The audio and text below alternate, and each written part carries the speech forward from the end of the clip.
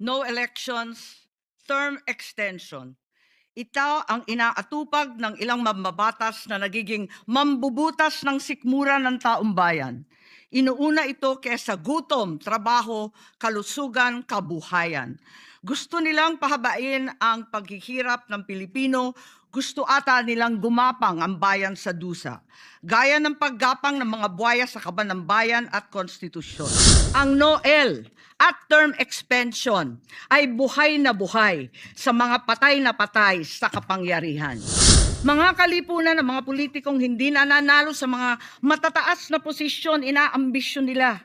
Kung hindi kayang manalo sa boto, baguhin na lang ang konstitusyon. Pero magagaling ang mga buhaya. Tahimik na gumagapang upang malamon pati ang konstitusyon. Kung nagsisinungaling ang mga nagsumbong sa akin, kung sasabihin kasinungalingan ang sinabi ko ngayon at ang pinalabas, hinihikayat ko ang mga senador ngayon sa ating bulwagan. Ipangako natin sa taong bayan na may eleksyon sa 2028. Committee on Rules. Yes. Madam President, I think Senator Marcos is seeking the floor. We recognize Senator Amy Marcos. What's the pleasure, Doc? Thank you. I'd like to make a privileged speech as already reserved from last week. Is this, Madam President, a privileged speech or a question of personal and collective privilege? Because Personal and collective because privilege. we have yet to Yes. dispense with, proceed to the reference of this. If it's a question of privilege, we will Yes. proceed, Madam President. Yes, I rise on a matter of personal The collective good lady privilege. senator has indicated that she's rising on a matter of personal and collective privilege. We recognize once again Senator Amy Marcos. Thank you very much. Magandang hapon po, Madam President, our Majority Leader, the ladies and gentlemen of the Senate. I rise today on a matter of personal and collective privilege to address a pressing issue of utmost national importance. For far too long, our Filipino people have been left uncertain, confused, deliberately kept in the dark regarding the true intentions behind the continuing and increasingly belligerent efforts to append the new Senate leadership and worse, to amend the Constitution. The Filipino people deserve clarity. The Filipino people deserve honesty, and above all, the Filipino people deserve at least the truth. Madam President, today I will not rely solely on my own words. I will present before this chamber a short video containing documentation, footage, and statements directly connected to the ongoing efforts toward term extension and charter change. With your permission, therefore, may we now direct the technical team to play the video presentation. Bakit nagpalit ng liderato sa Senado? May I be allowed to humbly move to declare all seats vacant, Mr. President? With 13 affirmative votes, 10 negative votes, and 1 abstention, the positions in all the positions in the Senate is hereby declared vacant. Bakit ito nilusog? Bakit patuloy ang pananakot? Talagang garabalan, obvious na obvious, iniisa-isa ang majority. Bakit may panggigipit? Pinakakasuhan ng Ombudsman si Senator Rodante Marcoleta ng plunder at indirect bribery. Bakit may pambabaluktot ng kwento? Nililito nila ang publiko. Ang kainan ay naganap alas 4 ng hapon. Ang barilan alas 7. Pinagmamalaki nilang may nangangamusta. Si Camille Villar ang unang nag-update. Saka sila nagsi-reply. Last convo, 4 p.m. Next chat, 10 p.m. Bakit may demolition job? Bakit may pait? Bakit hindi matanggap? Napakaraming bakit. At narito ang mga sagot. Pero bago ang katotohanan, wasakin muna natin ang kasinungalingan. I, Alan Peter Shram Cayetano, having been elected to the position of Senate President, Hindi nagpalit ng liderato para sa impeachment. Hindi totoo ang pinapakalat ng mga nabulaga. Ito this time, medyo nagkabulagan. Kabulagan. Ang impeachment ay labanan ng numero. Hindi ang mga Duterte aligned ang dapat mangamba, kundi ang mga sa umpisa pa lang ay may hatol na. Ang sinasabi sir ng ibang mga kritiko, itong Senate leadership shake-up ay tungkol lang daw sa impeachment. Lahat na i-connect. As I told you, may 12 kami. Si Bato is 13. So kahit nawala naman siya, ang pinag-uusapan dito is whether or not you will be able to get 16 votes. Hindi siya pagmumulan ng 16 votes. Wala siya doon eh. 12 kami. Bakit kami magkuku? May 12 na kami kung ang pinag-uusapan lang natin ay impeachment. Actually, 9 lang ang kailangan para ma-dismiss. Yes, 12 kami. So it's more than the required votes. But that's not the point. Ang ano kasi, pinipilit nilang i-connect doon. Kaya ako natatawa. Where is the connection there? Gusto pang ipa-inhibit ang mga tinatawag nilang Duterte-aligned senators. Nananawagan pa ng partial kuno at pagiging patas. Pero sa publiko, may mga pahayag na hindi makakatakas. While VP Sara is in power, the threat of a full-blown Duterte comeback is still a very real and present danger. Bakit ganito ang desperasyon? Bakit hindi maikubli ang gigil? No. Bakit natataranta ang lahat? Mr. Speaker, I move to endorse to the Senate the resolution setting forth the articles of impeachment. Narito ang pagsisiwala. Noong April 22 sa Soler, nagkita si Tito Soto at House Speaker D para pag-usapan kung ano ang papakialaman sa 1987 Constitution habang nakaupo si Bongbong Marcos. Kasama ni House Speaker D ay si South Cotabato Congressman Ferdinand Hernandez. Kasama ni Soto ay ang dating Senate Secretary na si Mark Mendoza. Konas ang gusto nilang mode ng charter change. Muling sinusulong sa Kamara ang charter change o pag-amyenda sa konstitusyon sa pamamagitan ng Constitutional Convention. Is something big brewing inside the government to claims of a possible no election scenario? Ang pag-aamyenda ng konstitusyon sa pamamagitan ng Constituent Assembly. At para makakuha ng suporta sa Senado at sa Kongreso, ito dapat ang mga nilalaman. Dapat ma-extend ang termino ng mga senador at congressmen na mawawala na sa pwesto by 2028. Ang eleksyon sa bawat senador ay magiging by region. Nagdiskusyon sila kung 2 o 3 senador per region. Kinumpute nila kung mayroong 18 regions, nasa 36 o 54 ang magiging senador. Lumutang din ang usapang para hindi makaporma si Inday Sara sa 2028, gawing 50 years old ang edad ng pwedeng tumakbo. Pero nagpanukala rin si Soto na pwedeng gawing 35 years old para kay Vico Soto. Dahil ipagmamayabang niyang kayang talunin ito si Inday Sara. Meron ako idadagdag, maganda, Vicky. Ibaba natin ang edad ng presidente to 35. Magagaling ang bata ngayon eh. Magagaling eh. Ibigay na natin sa mga kabataan na pagpatakbo nitong bansa. Baka puro matino pa ilagay natin. Baka sabihin nila, Senator Soto, this is to siguro allow your nephew, si Vico, na tumakbo. Sabi ko na maging qualify. Sabi ko na mag-iisip sila ng ganun. Hindi ko naisip si Vico ron. Ang impormasyong ito ay mula mismo sa kasama sa meeting. Kasama din nila ay isang congressman, isang gobernador, isang retired military officer, isang dating may mataas na katungkulan, at 5 mula sa private at business sector. Kaya ba binaliwala ang panawagan ng taong bayan? Kaya ba binaliwala ang paalala ng Iglesia ni Cristo? Hindi po nagbabago ang bilin ng Iglesia ni Cristo, Nelson, na ang Iglesia ni Cristo po ay tutol sa impeachment.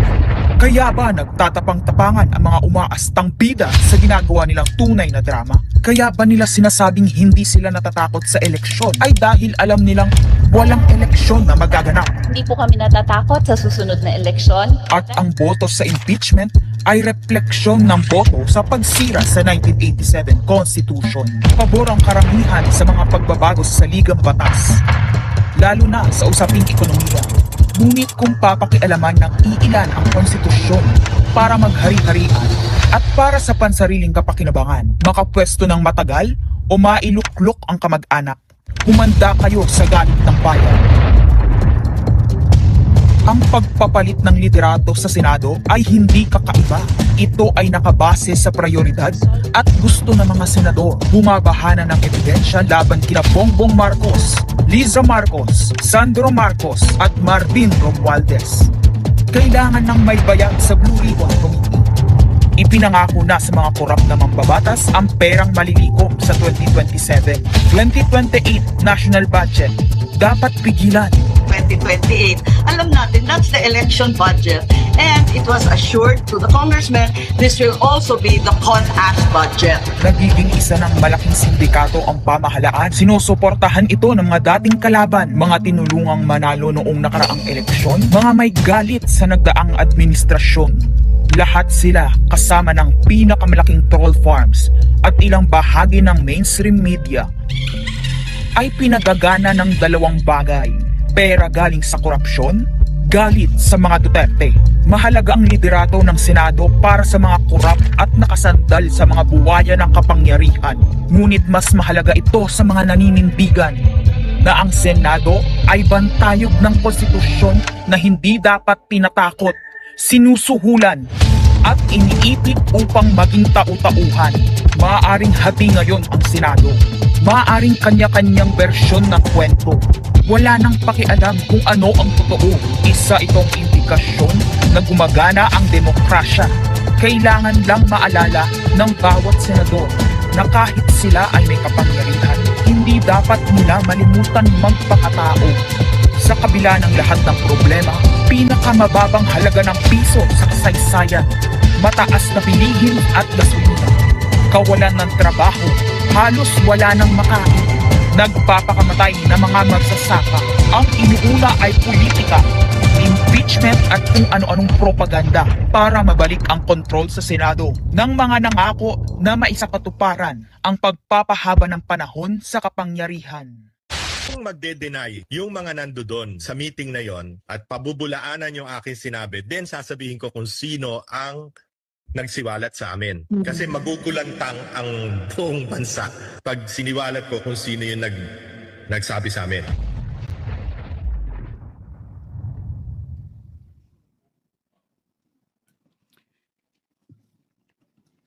Impeachment, no elections, term extension. Ito ang inaatupag ng ilang mambabatas na nagiging mambubutas ng sikmura ng taong bayan. Inuuna ito kaysa gutom, trabaho, kalusugan, kabuhayan.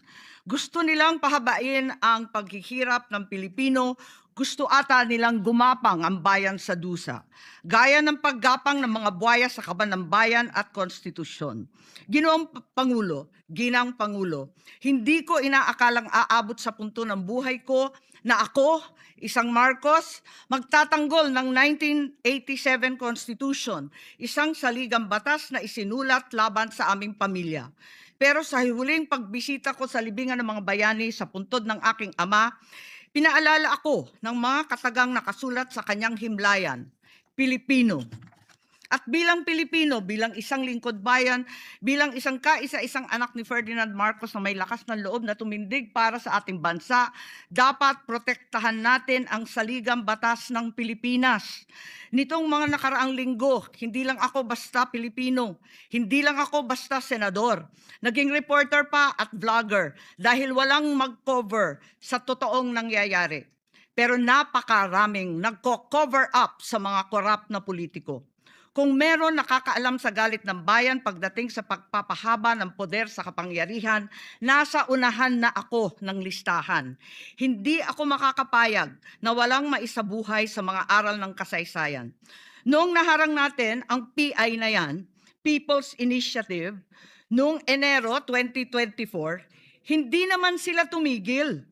Noong 12 ng Agosto 2025, unang inihayag ni Bongbong Marcos ng ating Pangulo na hindi niya tututulan ang isang Constitutional Convention o CONCON upang ayusin umano ang mga butas sa saligang batas, kasunod ng pahiwatig ng Kongreso na sumusuporta nito. Pagsapit ng Nobyembre, nung nakaraang taon din, naghain na si Congressman Ronaldo Puno at mga miyembro ng NUP, National Unity Party, ng House Bill 5870, naglalayong magpatawag ng Constitutional Convention upang magmungkahi ng mga amyenda sa konstitusyon. Noong 30 ng Enero 2026, nagpahayag naman si dating Senate President Soto ng suporta sa pagtalakay ng mga amyenda sa konstitusyon matapos ang desisyon ng Korte Suprema kaugnay ng impeachment laban kay VP Sara Duterte. Agad itong ikinatuwa ng tropang NUP na nagsabing mahalaga ang kooperasyon ng Senado upang maisulong ang mga reforma sa saligang batas. Gayunpaman, noong ika-31 ng Enero 2026, sumagot ang Malacanang, Hindi raw prioridad ang charter change o chacha. Dahil nakatutok umano ang Pangulo sa mga isyong pang-ekonomiya. Isang pahayag na inilabas matapos magpahayag ng suporta si SP Soto noon sa pag-amyenda ng konstitusyon. Sa gitna ng debateng ito, naghain noong ika-7 ng Pebrero 2026 yung dating ARTA, Rabindranath Kilala, ng isang radikal na panukala. Buwagin ang Senado, pati na rin ang Kongreso at lahat ng lokal na sanggunian. Paltan ng isang National Legislative Assembly, maari umano makatipid ng hanggang 1 trilyong taon-taon. Nung nakaraang buwan, formal din hinikayat ni Congressman Puno at ng NUP ang liderato ng Kamara na simulan ng pakikipag-usap sa Senado hinggil sa charter change sa pamamagitan ng Constitutional Convention. Ginamit pa nila ang pagiging bukas ni SP Soto sa constitutional amendments bilang oportunidad para sa koordinasyon ng dalawang kapulungan. Sa huli, noong ika-14 ng Mayo 2026, mariing itinanggi ng Malacanang ang akusasyon ni Senate President Alan Peter Cayetano na sinusubukan ng palasyo pahinain ang Senado. Binigyan diin ng palasyo na hindi pinag-uusapan ng chacha at inulit ang pananaw ng Pangulo na hindi ang pag-amyenda ng saligang batas ang sagot sa kasalukuyang problema ng bansa.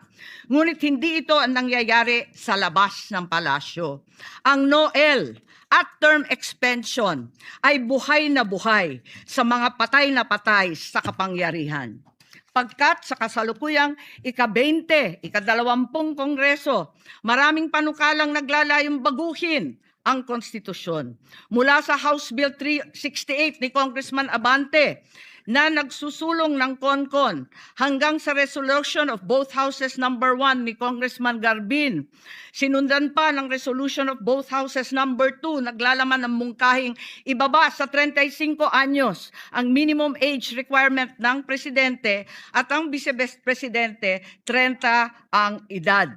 Bukod dito, Congressman Richard Gomez naghain ng resolution number 3 upang amyendahan din ang Constitution. Meron pang resolution number 4, nagmumungkahi gawing 3 taon na lamang, 3 magkakasunod na termino ang panunungkulan ng mga senador. Nariyan ang House Resolution 460 ni na Congressman Oreta, Congressman Remulla, Congressman Dasa at iba pa na bibigyan linaw daw ang kahulugan ng forthwith sa impeachment. At mula noong Abril, habang hinihikayat ng mga congressman na bumoto sa impeachment, malakas ang ugong ng NOEL sa 2028. Lumutang na rin ang mga detalye. Magte-term extension ang mga congressman at madadagdagan ng 3 taon na mananatiling nakaupo sa pwesto hanggang 2031. Ganon din, 2028. Ganon din ang mga senador, pati ang Pangulo, hanggang 2031 na raw. Kung may eleksyon man sa 2028, sa lokal na lang. Kaya, Visayas o Mindanao ka man, suportado ng iglesia o hindi, walang problema dahil walang eleksyon. Kaya ang tanong ngayon, ayaw ba talaga ng palasyo sa chacha o kunwari lang? O talaga bang wala ng respeto sa Pangulo? Bukod kay Lito Banayo, napakarami kong sources patungkol sa mga meeting na naganap para sa sinusulong na Constituent Assembly o CONAS. Mga kalipunan ng mga politikong hindi nananalo sa mga matataas na posisyon, inaambisyon nila. Kung hindi kayang manalo sa boto, baguhin na lang ang konstitusyon. Noon pa man, hindi ako naging hadlang sa pagbabago, kumpara lamang sa ekonomiya at ikagiginhawa ng buhay ng Pilipino. Pero magagaling ang mga buwaya, tahimik na gumagapang upang malamon pati ang konstitusyon. Kung nagsisinungaling ang mga nagsumbong sa akin, kung sasabihin kasinungalingan ang sinabi ko ngayon at ang pinalabas, hinihikayat ko ang mga senador ngayon sa ating bulwagan. Ipangako natin sa taong bayan na may eleksyon sa 2028 mula sa presidential hanggang sa lokal. At Madam President, magiging masaya akong mapatunayan na mali ako. Dahil ibig sabihin nun, mananalo ang tama.